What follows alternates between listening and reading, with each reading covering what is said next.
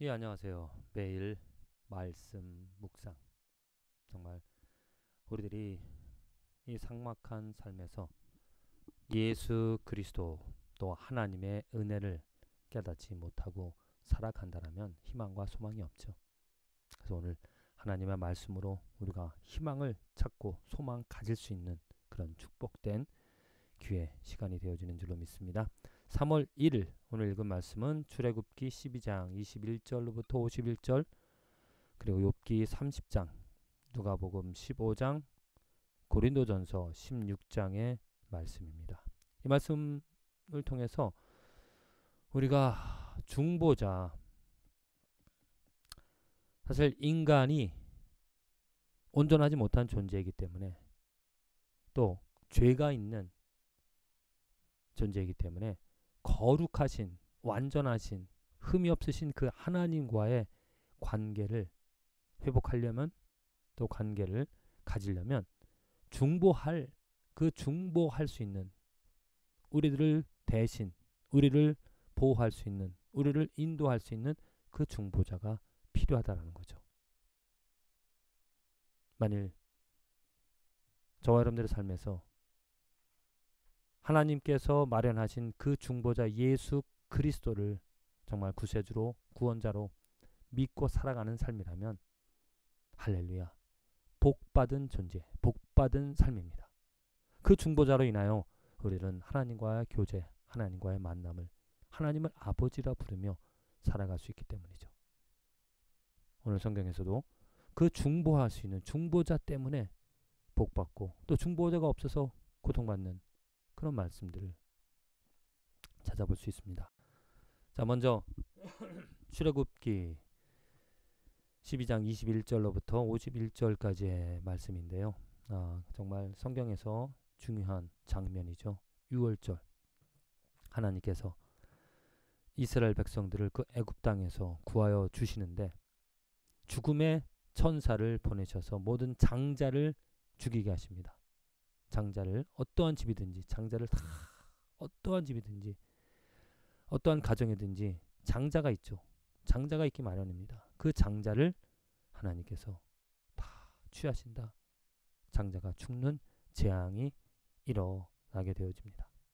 그런데 그 죽음의 재앙, 장자가 죽는 그 재앙으로부터 보호받을 수 있는, 보호받은 사람들이 있었습니다. 23절에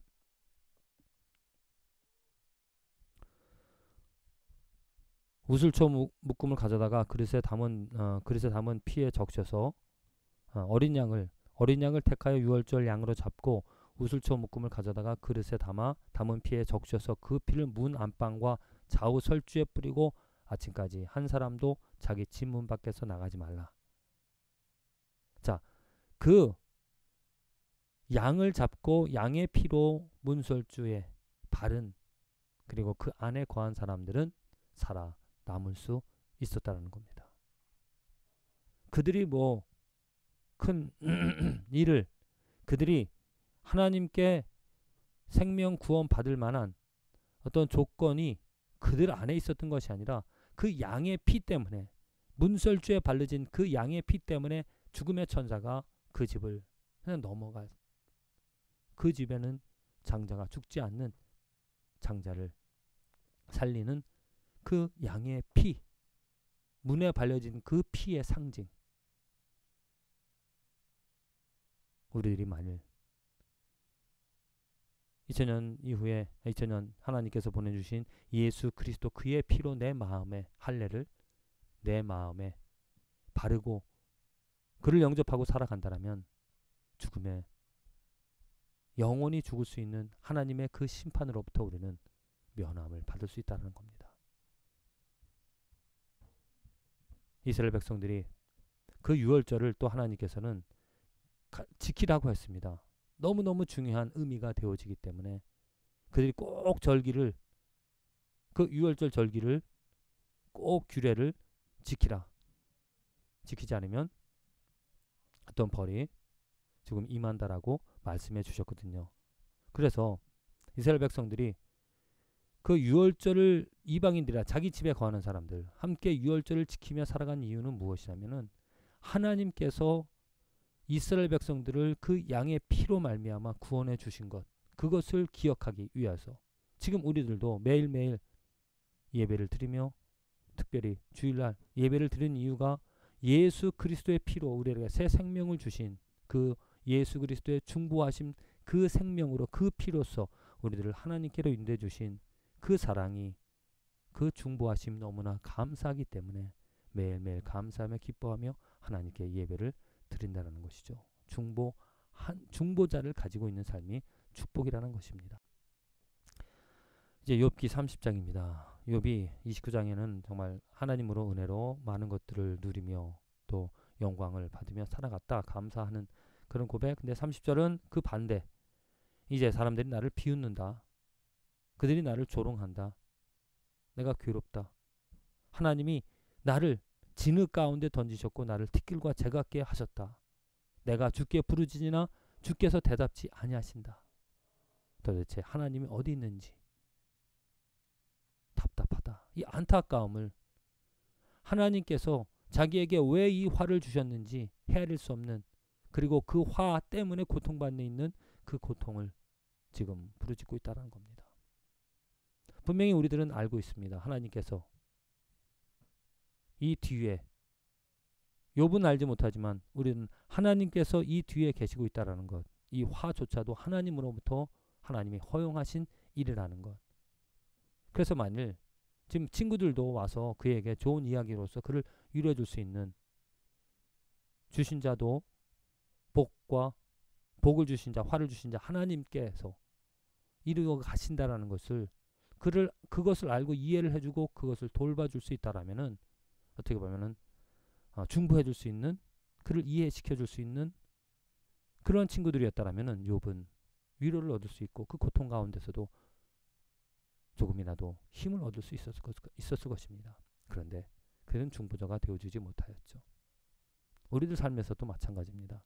나를 중보할 수 있는, 혹이라도 중보한다고 나에게 다가와서 아니면 내가 가진 것들로 중보 얻을 수 있다고, 하나님의 은혜를 얻을 수 있다고 생각했는데 이것이 하나님의 사랑이구나 했는데 오히려 그것이 화를 끼치는, 화를 전하는 그런 통로가 되어줄 수 있다는 겁니다. 그래서 정말 진정한 중보자, 오직 이 세상에는 오직 예수 그리스도밖에 없다. 예수 그리스도로 우리는 하나님의 은혜와 사랑을 예수 그리스도만으로 얻으며 살아갈 수 있다. 누가복음 15장, 예수님께서 이제 잃은 양을, 또 잃은 것을 찾는, 잃은 드라크마, 잃은 아들을 찾는 이야기를 해주고 계십니다. 정말 하나님의 마음을 우리가 읽을 수 있죠. 하나님께서 잃어버린, 지금 이스라엘 백성들에게 지금 어찌 보면은 구원을, 왜 이스라엘 백성들이 지금 불평하는 것이 죄리와 세리와 죄인들에게 다가가서 왜 그들과 만나고 그들과 음식을 같이 하느냐, 그들은 하나님께서 버리신 자이다, 이렇게 말을 하는데 예수님께서는 아니다. 그 일은 하나님의 택하신 자들을 내가 찾으러, 곧 죄인을 의인으로 바꾸러, 죄인을 의인으로 구하시고자 이 땅에 오신 그 목적들을 알려주시고 있다는 거죠. 저는 이 말씀을 보면서 정말 우리들이 예수 그리스도로 하나님의 은혜를 얻게 되어졌다라면은, 우리들이 예수 그리스도를 알게 되어진 것이 누군가의 희생, 누군가의 예수 그리스도를 전하고자 하는 열망과 헌신으로 말미암아 내가 예수 그리스도의 복음을 듣게 되어졌다는 겁니다. 그래서 그 중보자를 얻었다는 것이죠. 그럼 우리들도, 나도 지금 하나님께서 찾으시는 자를 다가가서 그 복음을 전하고 예수 그리스도가 중보자 되심을 알려줌으로 그들도 하나님께로 돌아오게 할 수 있는, 그래서 우리가 함께 기뻐할 수 있는 그 축복을 누려야 하지 않을까. 고린도전서 16장 마지막, 이제 바울이 연보하는 것에 대해서, 중보하는 것에 대해서 도와주는, 같이 사역하는, 그래서 어떤 사람들 이야기를 하고, 그 마지막 절 특별히 아주 무서운 말씀이죠. 만일 누구든지 주를 사랑하지 아니하면 저주를 받을지어다. 정말 무서운 말씀입니다. 왜 이렇게 무섭게 저주까지 이야기하면서 예수를 말하는가? 바로 그 이유는 예수밖에 없다는 겁니다. 오직 이 세상에 우리들이 붙잡을 수 있는, 우리들이 사랑할 수 있는, 오직 온 힘을 다하여 진정되게 그 이름을 부르며 경배하며 사랑해야 될 그 이름은 예수 그리스도밖에 없다. 그래서 그 그리스도를 사랑하며 그리스도를 다시 오신다라는 그 그리스도를 기다리며 살아가는 삶, 그것을 갖고 있다는 겁니다. 자,